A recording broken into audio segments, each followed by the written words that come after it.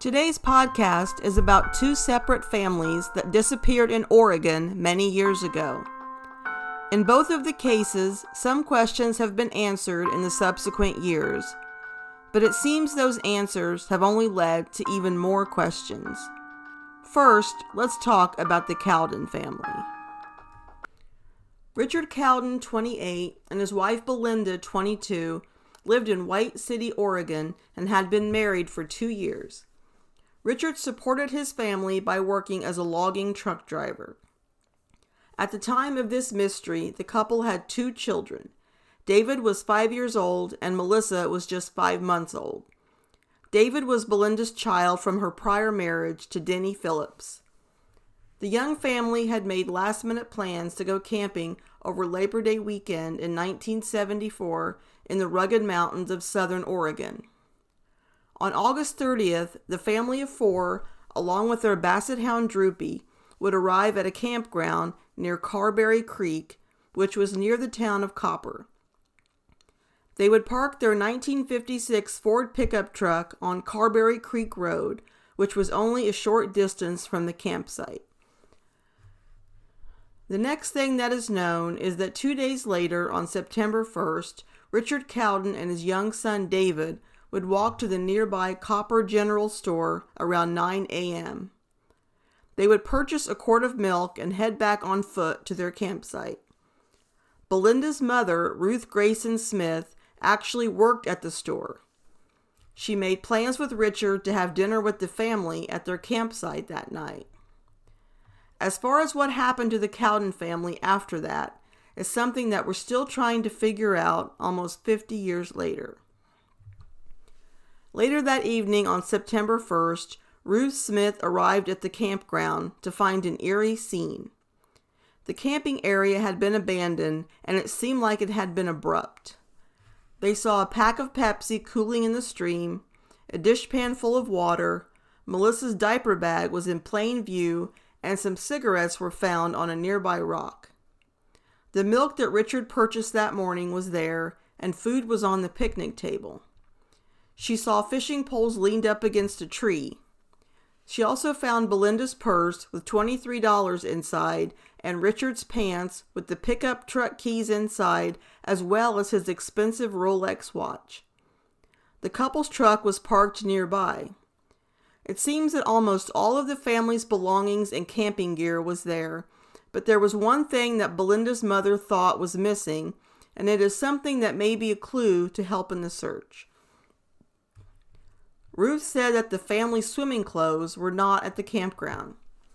She speculated that perhaps the family was kidnapped from a swimming area near their campsite. By 7:30 p.m. that night, with no sign of anyone, she alerted police that her family had gone missing.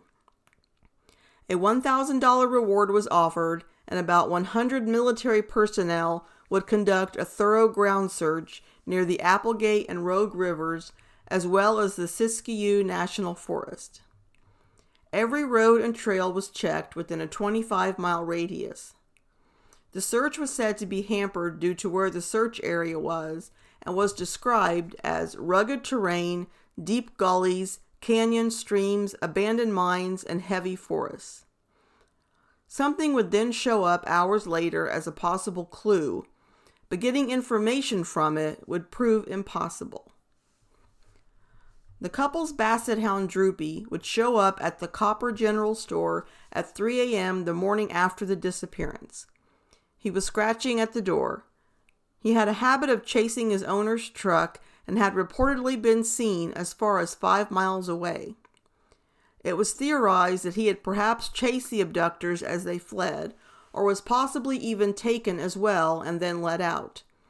So it was a relief for the family to get him back, but frustrating as he wouldn't be able to tell them what happened to his owners. However, police would take an impression of his paw prints and add it to their file. Police would check out any tips that came in. Early on, it was said that 2 vehicles were spotted in the area on that day. One of them had been accounted for, but the other one, a van, had not. I also came across an interesting incident from 1973 in my research that I hadn't read in any modern-day accounting of this story that I wanted to share. In an article from the Oregon Journal printed just a month after the disappearances, a reporter was at the Copper General Store interviewing Belinda Cowden's mother, who worked there. A man wearing a cowboy hat and carrying a rifle approached the store and ordered a little girl standing outside to tell the lady who owns the store to come out because there's going to be some killing. He then told the girl's 11-year-old sister, who was still outside, "Sorry to have to do this, sweetie, but I have to do some killing around here." The store manager, Guy Watkins, hurries out and engages the man in conversation, even as the man fired his rifle over the manager's shoulder. Mrs. Smith recognized the man, who it turns out was a former mental patient known to police, as someone who had come into the store earlier that day to talk about the missing family, and then she phoned the police. The man wanted the store manager, Guy Watkins, to accompany him to the Cowden's camping site. Thankfully, he didn't have to, as the police arrived then. Unfortunately, they couldn't arrest him, as by then he had put away the gun, and Mr. Watkins didn't want to sign a complaint. It is unknown what his name was, and if his actions are due entirely to his mental illness, or if he could have something to do with the disappearances. Belinda's family was very proactive in helping the search, putting up a reward, and after working at the nearby store, Ruth would spend her nights at the campground area where her family was last known to be. Belinda Cowden's ex-husband, Denny Phillips, and father of David, was also active in the search. Newspaper reports say that Richard Cowden had wanted to adopt David, but Denny said he just couldn't bring himself to let him. It was said that both exes and their new spouses got along well. Richard's mother, Florence Cowden, was said to be so distraught that she could not bring herself to visit the campsite or even to go to the couple's home after their disappearance. She had known tragedy well, as Richard's older brother Terry had died of cancer 5 years prior. Then, just a year ago, Florence had her face crushed as a result of an auto accident.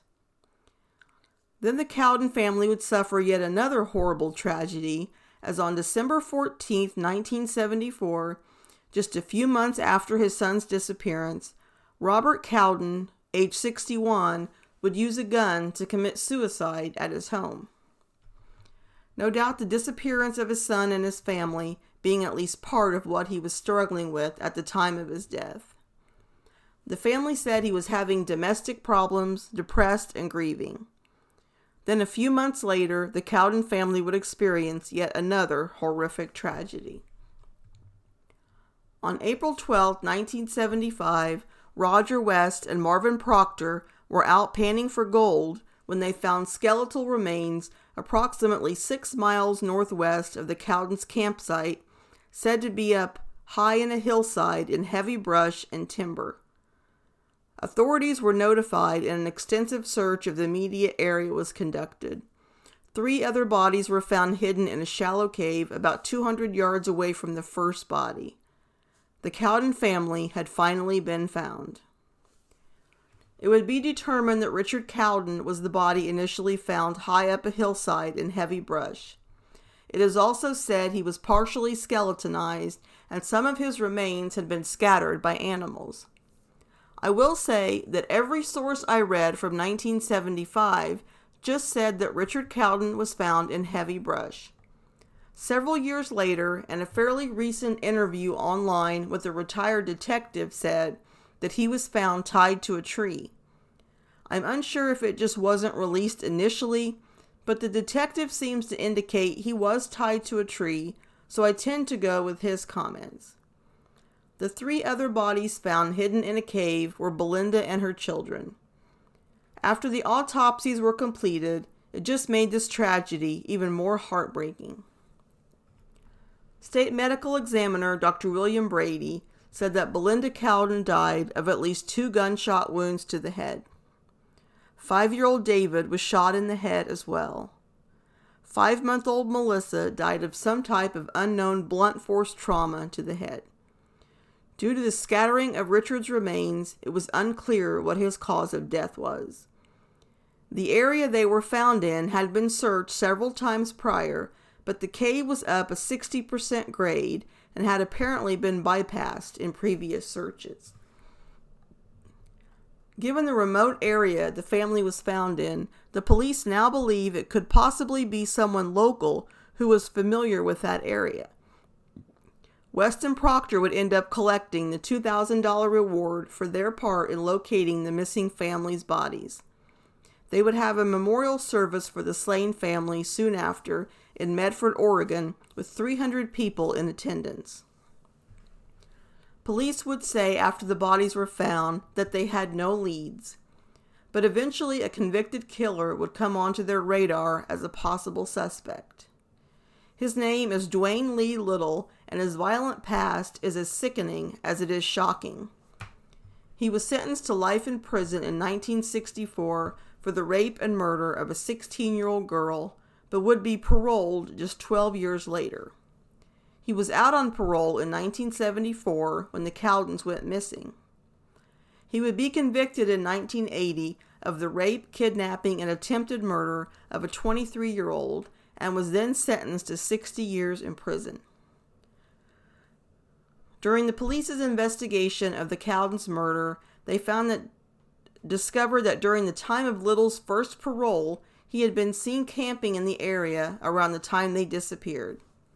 In fact, he lived with his parents in early September of 1974, not far from the campsite.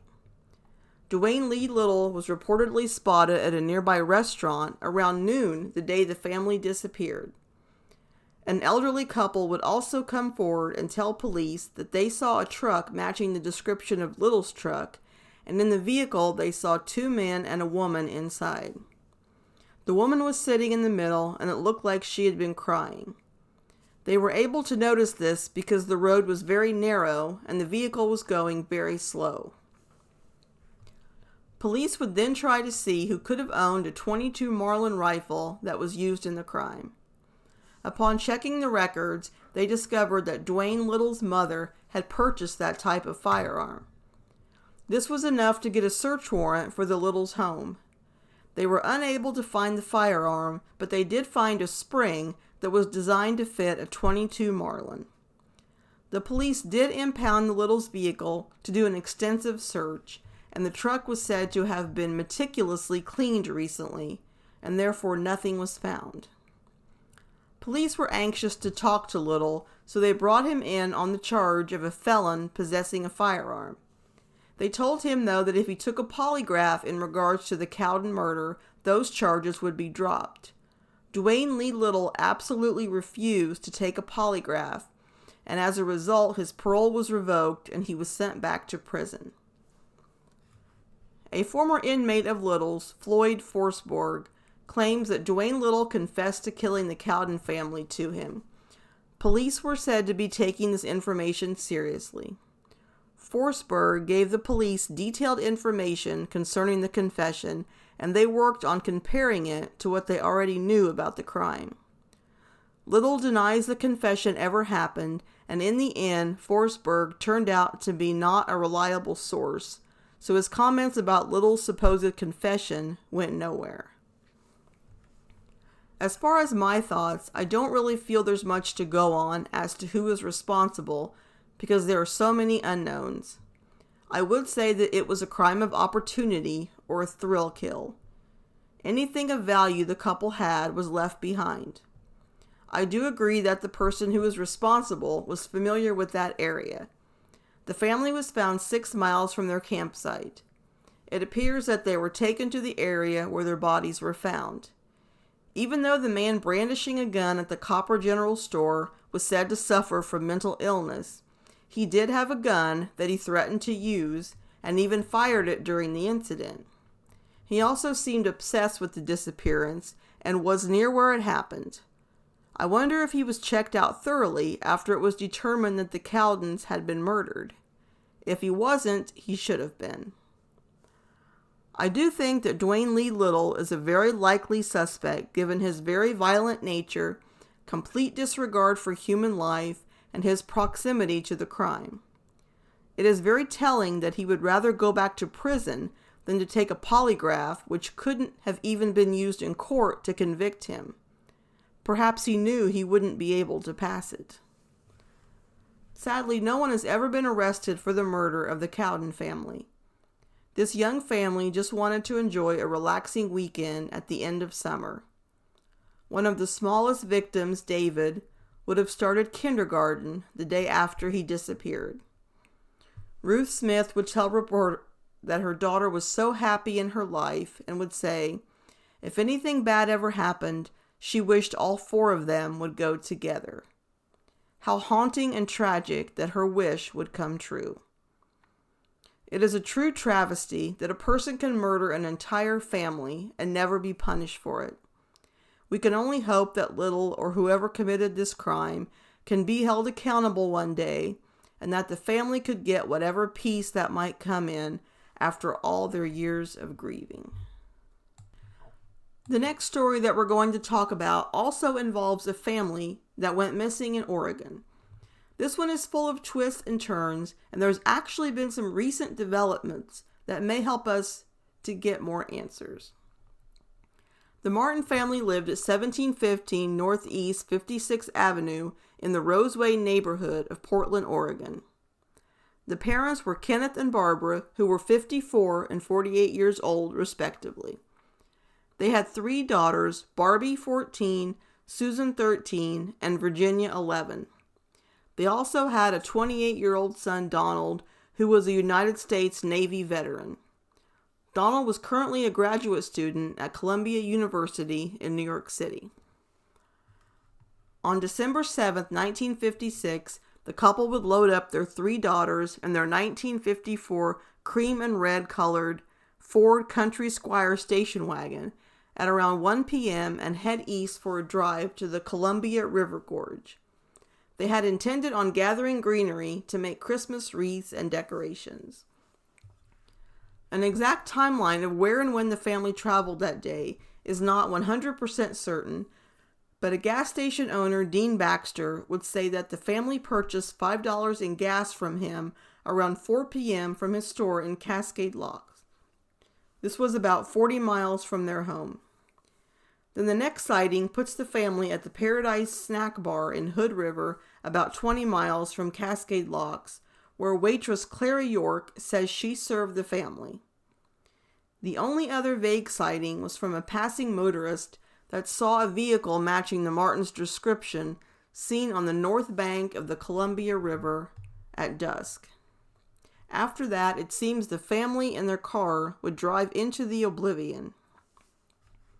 No one really knew anything was wrong until 2 days later when Kenneth didn't report to work at the Eccles Electric Home Service Company. The three daughters were also reported absent from their schools. Kenneth's boss, Taylor Eccles, would then report the family missing. Police first went by their residence at about 11 p.m. to search for any clues or signs of foul play. They found nothing had been disturbed. It had also been discovered that the Martins had a substantial amount of money in their bank account. During the searches by Multnomah County and Hood River County Police, a stolen white 1951 Chevrolet was found in Cascade Locks the same day the family disappeared. There was a woman's glove found near the stolen vehicle that looked like the kind that Barbie Martin wore, but it could not be conclusively proven to be hers. Nearby the stolen car was a .38 Colt Commander handgun that was covered in dried blood. Remember the gun found because we're going to talk about it a little bit later. On December 8th, the day after the Martins disappeared, 2 ex-convicts were arrested for car theft in Hood River County related to the abandoned Chevrolet that was found. They were Roy Light and Lester Kenneth Price. Police had wondered if the two arrested could have anything to do with the family's disappearance. A waiter at the same Hood River restaurant where the Martins were reportedly said that on December 7th, those 2 men were there at the same time the Martins were. He also said the 2 men left at the same time the Martins left.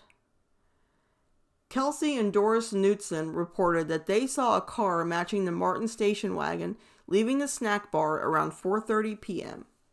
They later saw it parked under the Bridge of the Gods at Cascade Lock, and 2 men were standing outside talking to its occupants. Whether the car was the Martins and the 2 men could have been Light and Price is unknown. There were many tips and leads that didn't really help, but a volunteer searcher did find something that would be a possible clue. He noticed tire tracks leading off a cliff near the Dolls, which reportedly matched the Martins' tires. He also found paint on a nearby rock that was analyzed by the FBI and turned out to be the same paint used on the make and model of the vehicle the Martins were driving that day. It was somewhat confusing, though, as this area would be quite far from the road, so the theory of them accidentally driving off the road seemed less likely. The U.S. Army Corps of Engineers would lower the level of the river by 5 feet in the lake behind the Bonneville Dam and search, but nothing was found. Then 3 months after the tire tracks were noticed, there would be some substantial activity in the case. On May 1st, 1959, almost 5 months after the family vanished, a river drilling rig near the site reportedly hooked something of substantial weight. However, it became dislodged before it could be brought to the surface. In the early morning of the next day, a fisherman and his wife would see what looked like 2 bodies floating downstream near Cascade Locks. They would see the bodies up close near the Bonneville Dam. On May 3rd, 1 body would be recovered, and on May 4th, the other body would be located and retrieved. It would take dental records to confirm the identity. It was determined to be the bodies of the 2 younger Martin children, Susan and Virginia. The bodies would first be taken to the Clark County Medical Examiner's office. A technician there would say that they saw what they believed to be bullet holes in the heads of each of the girls' bodies. However, in the medical examiner's report, there is no mention of this, and the cause of death is listed as drowning. By checking their stomach contents, they were able to determine that Susan and Virginia had consumed hamburgers and French fries a few hours before their death, which may help to verify the sighting of them at the restaurant at Hood River. Traces of metal, including aluminum, were recovered from Susan's clothing. The spot where the car was thought to have gone into the water was directly opposite an aluminum smelting plant. There was a memorial for the 2 girls, but their brother Donald didn't bother to attend. He claims there was a mix-up with the dates. Virginia and Susan were cremated, but their remains were left unclaimed for 10 years until December of 1969, when their paternal grandmother Margaret died. Someone from the family then retrieved the girls' ashes so they could be buried along with their grandmother. They were then buried at Rose City Cemetery with their grandparents.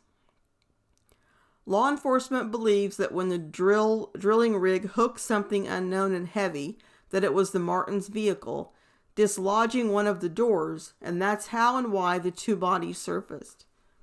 There were more searches at the scene done using sonar and helicopter. After a search diver nearly drowned, the searches were suspended, with 3 of the Martin family members still missing. Now let's talk about the Martins' oldest son, Donald. First, we'll talk a little bit about his past. He was said to have a strained relationship with his parents.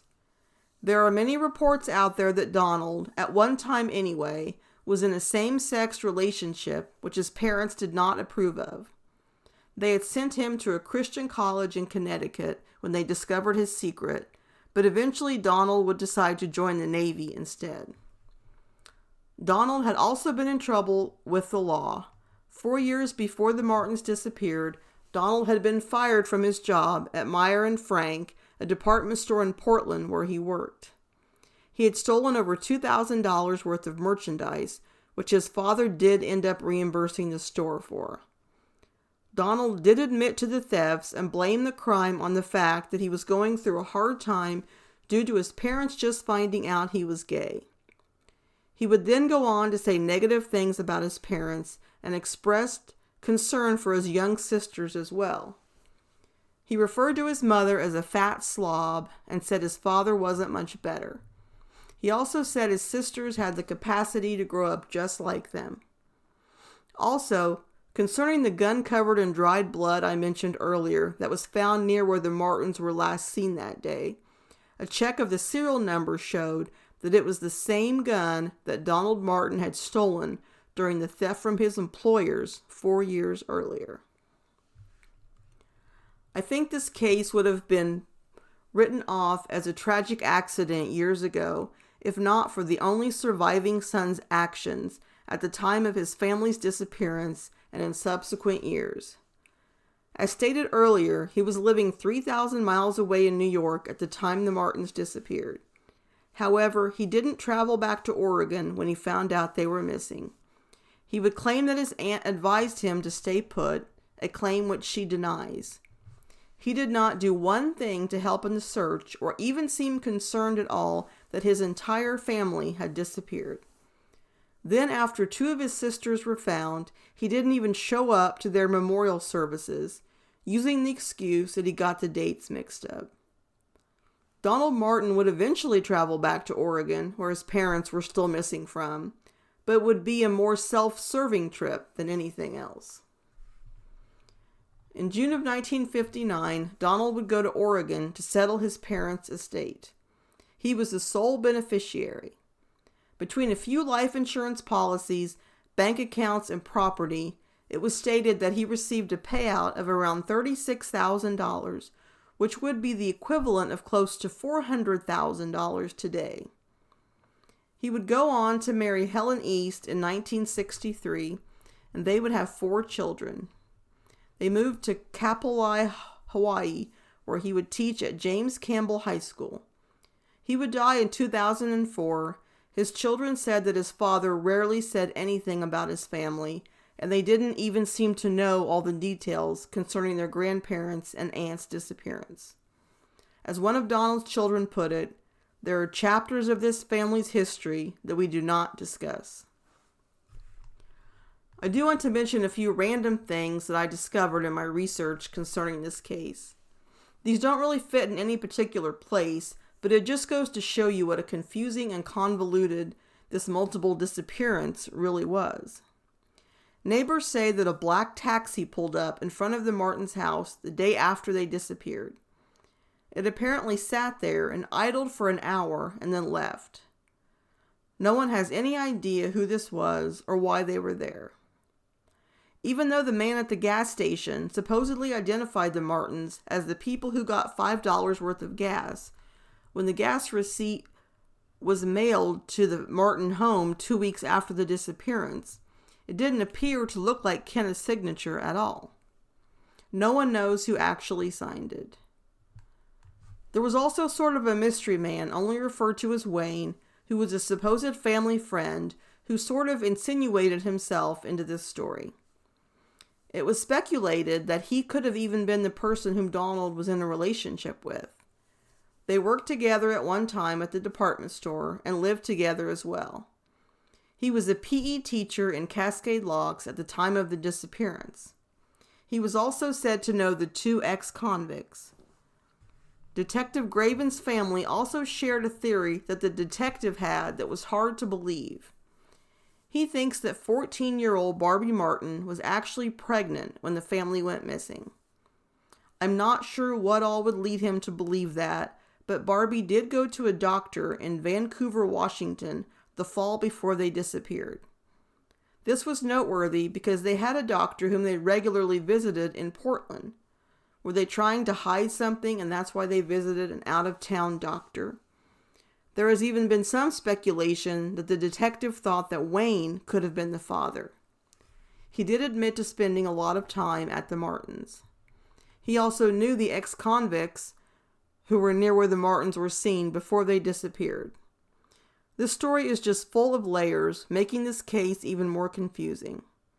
There has been a recent development that we hope could help to figure out what really happened that day. Diver Archer Mayo had taken a special interest in finding the Martins' car and had spent the last 7 years diving into the Columbia River in search of clues to what happened to them. He first saw a depression in the canal floor in late 2024. Upon further digging, he found a car upside down in 50 feet of water full of mud, silt, and mussel shells. He was able to distinguish the license plate, and officials are 99% sure this is the Martins' car. It is in very delicate condition, as you can imagine, and was pulled out of its watery grave just a few weeks ago on March 6, 2025. It was not able to be pulled up in one piece, but the chassis, rear axle, and engine were extracted and sent to the Oregon State Crime Lab for further investigation. There have been no reports of bodies found in or near there, but I certainly hope they are searching for them in the area.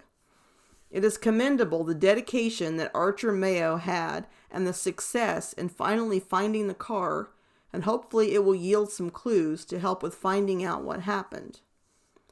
As far as my thoughts on what happened to the Martins, I guess you could say it's 50-50 to me.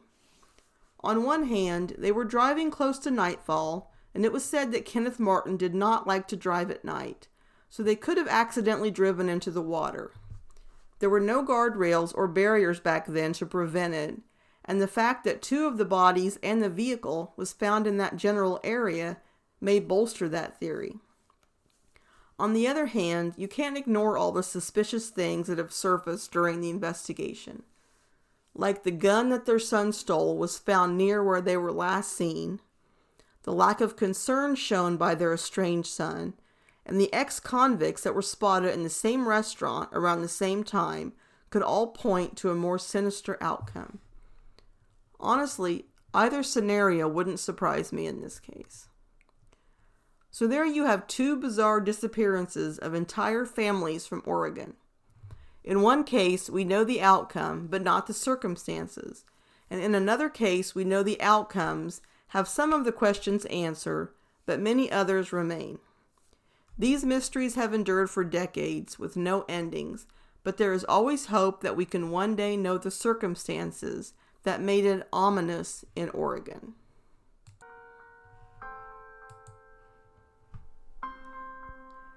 That concludes my podcast on the Cowdens and the Martins. If you enjoyed it, please feel free to share it with others and leave me a rating or review on your favorite podcast app. You can find my podcast on Spotify, Amazon Music, iHeartRadio, and Apple Podcasts under one word, Lost and Found Podcast. You can read all of my original articles, as well as links to my most recent podcasts, on my website at Lost and Found Blogs. I have social media pages on Facebook, X, and Instagram under Lost and Found Blogs. I also have a Patreon channel with podcasts and articles on lesser-known missing persons cases that you should check out. It is listed under Lost and Found Podcast. You can reach me via email at lostandfoundpodcast@yahoo. And remember that cold cases stay cold because their story stops getting told.